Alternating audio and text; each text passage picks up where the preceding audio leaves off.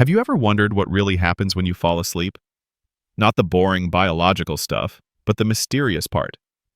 The part where your body stays still, but your mind continues to move. Every night, you unknowingly cross the threshold of another world. And while your physical body rests in bed, your consciousness may be walking somewhere else entirely. Not a metaphor, not poetry, something far more real than we've ever been taught. Stay with me, because once you see what's behind this nightly curtain, you'll never sleep the same again. Modern neuroscience tells us sleep is important for memory and emotion, but it stays silent about what happens to you, the experiencer.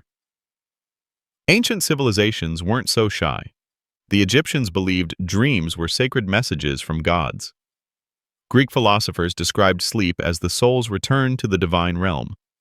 Tibetan monks practiced dream yoga to prepare for the afterlife. It's only in the modern age that we stopped listening.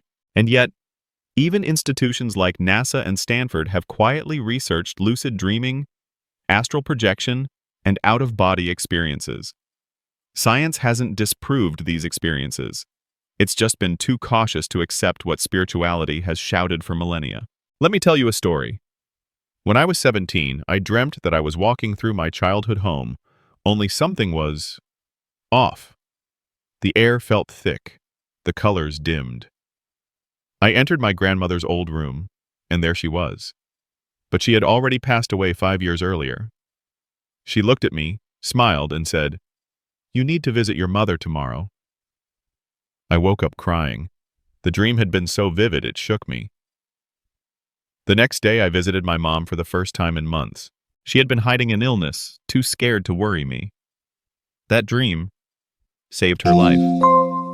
Coincidence? Maybe. But too many people have similar stories for this to be ignored. Lucid dreams are more than just fun. They're training grounds, laboratories for the mind. When you realize you're dreaming while you're dreaming, you gain control. You can fly, walk through walls, ask questions and receive answers from your subconscious, or something even bigger. Artists, inventors, athletes, many report their breakthroughs came in this state. Einstein, Tesla, Dali, even modern CEOs, they use the dream world to explore ideas the waking mind couldn't reach. The best part? You can train yourself to enter these states with just a few techniques and a consistent intention. Nightmares are misunderstood. Yes, they're scary, but fear often points to truth. Many psychologists believe nightmares are emotional detox, the mind processing suppressed pain. But spiritual traditions say nightmares may also reflect low-vibration realms your consciousness drifts into while you sleep. Think of it this way.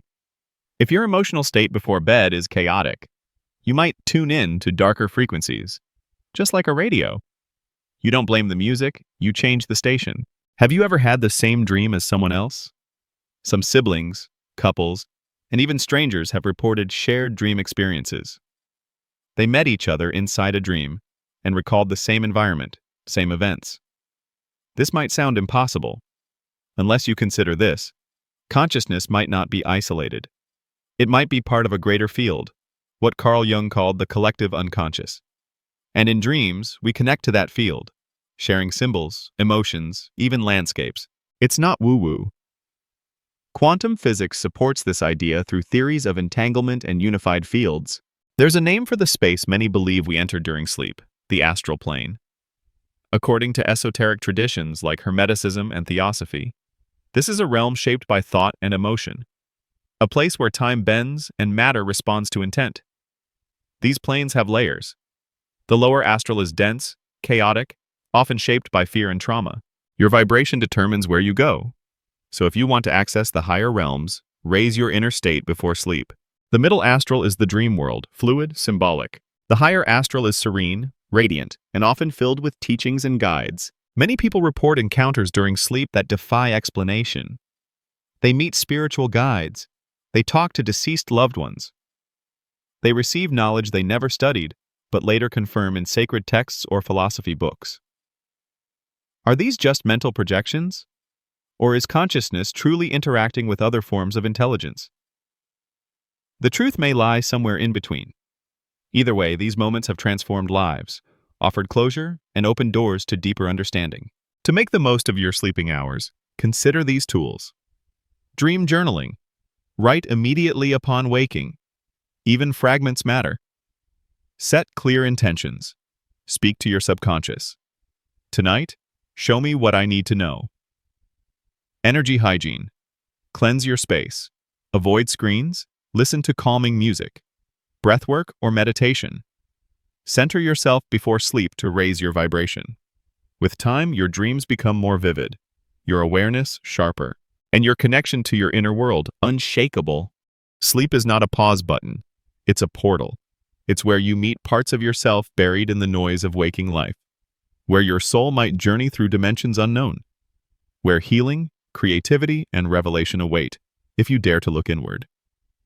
So tonight, don't just collapse into sleep. Enter intentionally. Ask questions. Set a purpose. Open your heart to what lies beyond. And if anything resonates with you, if you've ever had a dream that felt more real than life, don't keep it to yourself. Leave a comment below. Share your experience. You never know who it might help. Subscribe to this channel for more journeys into consciousness, mystery, and the inner universe. And hit the bell, because the next time you fall asleep, your soul might just awaken.